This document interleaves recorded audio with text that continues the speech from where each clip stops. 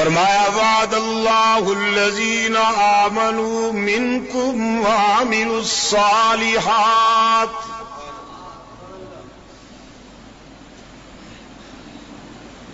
وعدہ کیا اللہ نے ان لوگوں سے جو ایمان والے ہیں تم میں سے، اور عمل بھی ان کے اللہ اور اس کے رسول کی منشا کے مطابق ہیں۔ لَيَسْتَخْلِفَنَّهُمْ فِي الْأَرْضِ، کہ حق تعالی انہیں زمین میں خلافت عطا فرمائیں گے، كَمَا اسْتَخْلَفَ الَّذِينَ مِن قَبْلِهِمْ، جس طرح کے حق تعالی نے ان سے پہلو کو بھی خلافتیں عطا کیں۔ وَلَيُمَكِّنَنَّ لَهُمْ دِينَهُمُ الَّذِي ارْتَضَىٰ لَهُمْ، اور حق تعالی ان کے پسندیدہ دین کو تمکین عطا کرنے کا بھی وعدہ کرتے ہیں۔ وَلَيُبَدِّلَنَّهُم مِّن بَعْدِ خَوْفِهِمْ أَمْنًا، اور یہ بھی وعدہ کرتے ہیں کہ ان کی نجی اور اجتماعی زندگی سے خوف کو دور کر دیں گے اور ان کے معاشرے کو امن و سکون کی آماج گاہ بنا دیں گے۔ وعدہ کیا کس نے؟ جواب جلدی دیں گے تو بات جلدی گزرے گی۔ وعدہ کرنے والا کون؟ اللہ۔ کن سے وعدہ ہوا؟ ایمان والوں سے۔ کون سے ایمان والے؟ جو حلقہ رسالت میں موجود تھے۔ منکم، مخاطب وہ ہیں حق تعالی کے جو رحمت عالم صلی اللہ علیہ وسلم کے حلقہ میں موجود ہیں، یعنی صحابہ رسول۔ وعدہ کرنے والا اللہ۔ جن لوگوں سے وعدہ کیا جا رہا ہے وہ کون؟ صحابہ کرام۔ اور وعدہ کس بات کا؟ کہ ہم تمہیں خلافت عطا کریں گے اور تمہارے دین کو تمکین بخشیں گے اور تمہاری زندگی سے خوف کو دور کر کے امن و سلامتی سے ہمکنار کر دیں گے۔ جو وعدہ کر رہا ہے اس نے پہلے بھی کئی وعدے کیے، جو وعدہ کیا پورا کیا کہ نہیں؟ جو وعدہ کیا پورا کیا کہ نہیں؟ ابراہیم سے وعدہ کیا سچائی کا پرچم اونچا کیجئے، ہم تیری نگرانی کریں گے، ہم تیری پاسبانی کریں گے۔ خلیل نے حق و صداقت کا پرچم اونچا کیا، باطل نے آگ جلائی۔ رب العالمین نے اپنا وعدہ پورا کیا کہ انگاروں کو پھول بنا دیا۔ موسیٰ علیہ السلام کی والدہ سے وعدہ کیا ہم تیرے بیٹے کی جان بچائیں گے، اسے طوفان کے تھپیڑوں سے بھی محفوظ رکھیں گے، تیرے پاس لائیں گے۔ بیٹا گود میں لے کر بیٹھی ہیں موسیٰ اور آنسو برس رہے ہیں۔ فرعون کا خنجر یاد آ رہا ہے کہ وہ کبھی نہیں چھوڑتا بچوں کو، نرینہ اولاد بنی اسرائیل کی فرعون برداشت نہیں کرتا۔ رب العالمین نے فرمایا اوحینا الی ام موسیٰ ان ارضعیہ، ہم نے ام موسیٰ تک بات پہنچائی، گھبرائی نہیں، اپنی مامتا کا حق ادا کرتے ہوئے اپنے لخت جگر کو دودھ پلائیے۔ الہ العالمین، دودھ کہاں سے لاؤں؟ جس ماں کو کچھ دیر بعد اپنے بیٹے کے ذبح ہو جانے کا خطرہ ہو، وہ ماں دودھ کہاں سے لائے؟ رب العالمین نے فرمایا موسیٰ جو بیٹا تو گود میں لے کر بیٹھی ہے یہ مٹنے کے لیے نہیں آیا، یہ تو فرعونیت کو مٹانے کے لیے آیا ہے۔ آپ اسے اطمینان کے ساتھ دودھ پلائیے، اور اگر کوئی خطرے کا موڑ آ جائے فَأَلْقِيهِ فِي الْيَمِّ، تو تابوت میں رکھ کر، صندوق میں رکھ کر اپنے لخت جگر کو دریا کی موجوں کے حوالے کر دیجئے۔ الہ العالمین خنجر سے بچانے کے لیے دریا میں پھینک دوں تو موجیں بھی تو خطرناک ہیں، وہاں کہاں حفاظت رہے گی؟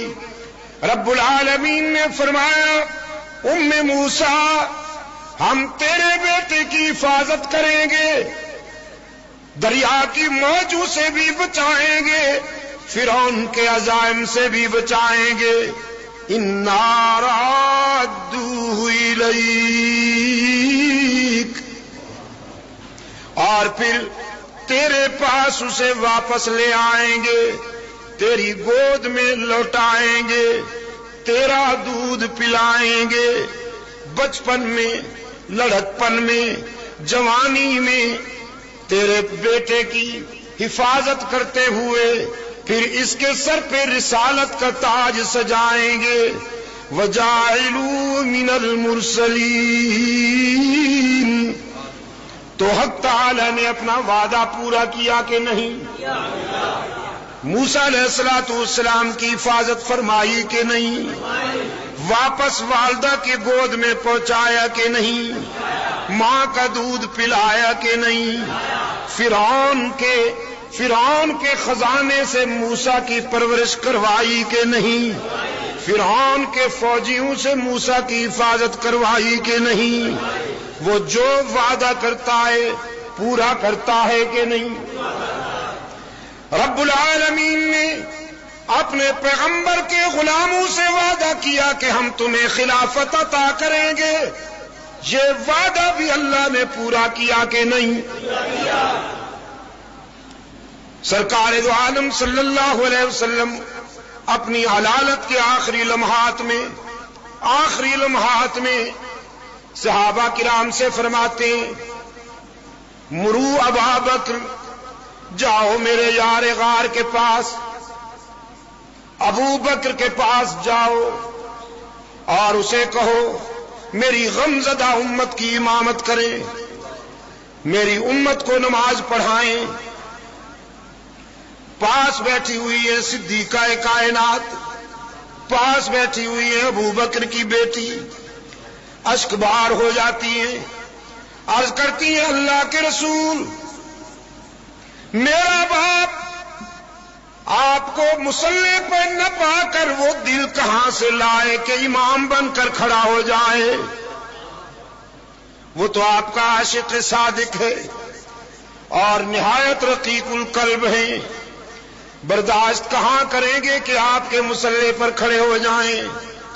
حدیث گواہ ہے سرکار دو عالم صلی اللہ علیہ وسلم کا انداز جلالی ہو گیا، فرمایا چپ رہو، تمہیں بولنے کی اجازت نہیں۔ پھر فرماتے ہیں اپنے رضاکاروں سے جاؤ ابو بکر سے کہو میری امت کو نماز پڑھائیں۔ پیغمبر کا انداز بتا رہا تھا یہ فیصلہ فرش کا نہیں عرش بری کا ہے، اس لیے کہ اللہ نے وعدہ کیا ہے میں تمہیں خلافت عطا کروں گا۔ سرکار دو عالم صلی اللہ علیہ وسلم کے ارشاد کی تعمیل میں صدیق اکبر رضی اللہ تعالیٰ عنہ نماز پڑھانے کے لیے مصلی پہ آئے ہیں، جگر شک ہوتا جا رہا ہے، آنکھیں برس رہی ہیں، لرزہ طاری ہے، لیکن تعمیل حکم رسول میں مصلی پہ کھڑے ہو گئے، امت مقتدی بن کر کھڑی ہو گئی، ان میں علی المرتضی رضی اللہ تعالیٰ عنہ اور حضرت عباس رضی اللہ تعالیٰ عنہ رحمت عالم صلی اللہ علیہ وسلم کے پاس حجرہ عائشہ میں موجود ہیں۔ آپ کی نظر پڑی کہ صدیق امام بن کر کھڑا ہو گیا، میری امت مقتدی بن کر کھڑی ہو گئی، فرمایا اب میں بھی چلنا چاہتا ہوں صحن مسجد میں بھی وہیں جانا چاہتا ہوں. حضرت علی و عباس رضی اللہ تعالی عنہما کے کندھوں پر ہاتھ رکھ کر رحمت عالم صلی اللہ علیہ وسلم تشریف لائے اور آپ کے دونوں پاؤں مبارک علالت و نقاہت کی وجہ سے زمین پہ لڑکھڑاتے ہوئے آ رہے ہیں. قریب تشریف لائے. صدیق اکبر رضی اللہ تعالیٰ عنہ نے اللہ کے محبوب کو آتا ہوا دیکھا تو مصلی سے ہٹتے ہوئے پیچھے جانے لگے. محبوب خدا اتنے میں قریب آ چکے تھے. ابو بکر کے کندھے پہ ہاتھ رکھ کے فرمایا علیک یا ابا بکر. ابو بکر ہٹتے کیوں ہو؟ میں تجھے ہٹانے نہیں آیا, چترے ٹکانے آیا ہوں, اپنی امت کا امام بنانے آیا ہوں, امت مصطفی کا مقتدا بنانے آیا ہوں. صدیق اکبر ٹھہر گئے اور رحمت عالم صلی اللہ علیہ وسلم تشریف فرما ہوئے. آپ آہستہ سے تکبیریں کہہ رہے ہیں اور صدیق اکبر رضی اللہ تعالیٰ عنہ اونچی آواز سے تکبیریں کہہ رہے ہیں. گویا صدیق اکبر نے پیغمبر کی اقتدا کی اور امت نے ابو بکر کی اقتدا کی. 17 نمازیں اللہ کے رسول صلی اللہ علیہ وسلم کی مبارک زندگی میں صدیق اکبر نے امت کو پڑھائیں اور وصال نبوی کے بعد بنو سعدہ کے سقیفہ میں ان روشن ضمیر مسلمانوں کا اجتماع ہوا جنہوں نے منشا رسول کی تکمیل کرنے کے لیے اور صہیونی سازش یہودیوں کا وہ پلان کہ امت کو پیغمبر کی جانشینی کے مسئلے پر لڑا دیا جائے, انہیں خلافت کے مسئلے پر متصادم کر دیا جائے. سقیفہ کے روشن ضمیروں نے جہاں منشا رسول کی تکمیل کرتے ہوئے صدیقی خلافت اور ابو بکر کی قیادت پر اعتماد کا فیصلہ کیا, وہاں یہودی سازش کو بھی مٹی میں ملا دیا. آج بھی حق تعالی آپ کو مدینہ طیبہ جب لے جائے اس مقام کو جا کر ضرور دیکھیے گا جہاں امت نے صدیق اکبر کی قیادت پر اعتماد کا اظہار کیا. وہ جگہ آج بھی سرسبز و شاداب ہے. میں مولانا کو لے گیا تھا وہاں دکھانے کے لیے. ابھی فروری میں جب ہم عمرے پر گئے ہوئے تھے تو وہاں دکھانے کے لیے لے گیا. جس مقام پر صدیق اکبر کی خلافت پر امت نے اعتماد کا اظہار کیا وہاں آج بھی خوبصورت حدیقہ ہے اور نرسری. اور بڑے بوڑھے بتاتے ہیں کہ ہمیں بڑے بوڑھوں نے بتایا تھا اور ان کو اپنے بڑے بوڑھوں نے بتایا تھا کہ جب سے ہم دیکھتے چلے آ رہے ہیں یہ جگہ اسی طرح ہمیشہ ایک حدیقے سے مزین ہے. جہاں صدیقی خلافت کا فیصلہ ہوا وہ جگہ شاید اللہ نے فیصلہ کر لیا ہے کہ قیامت تک سرسبز و شاداب رہے گی. جس خطہ زمین پہ صدیقی قیادت پہ امت نے اعتماد کا اظہار کیا وہ خطہ سرسبز و شاداب ہو گیا تو پھر وہ امت کیوں نہ سرسبز و شاداب ہوگی جس نے ابو بکر کی قیادت پہ اعتماد کا اظہار کیا. آج جب ہم صدیقی خلافت کی بات کرتے ہیں تو وہ اللہ کے وعدے کی تکمیل کی بات ہوتی ہے جو اس نے اپنے پیغمبر کے رضاکاروں سے کیا تھا. اور آج فکر و نظر کے خلفشار کے اس پیچیدہ دور میں کہ جب مختلف آوازوں میں ذہن انسانی کنفیوژن میں مبتلا ہو گیا سوچتا ہے کہ منزل کا پتہ کہاں سے ملے گا تو آئیے منزل کا پتہ یہیں سے ملے گا. اصحابی کالنجوم بأیہم اقتدیتم اہتدیتم. بِأَيِّهِمْ اقْتَدَيْتُمْ اهْتَدَيْتُمْ۔ اللہ کے رسول نے فرمایا میرے صحابہ آسمان ہدایت کے تابندہ ستارے ہیں، انہیں رہنما بناؤ گے تو ہدایت پا جاؤ گے۔ راہ ملتی ہے سب کو تاروں سے اور ہدایت نبی کے یاروں سے۔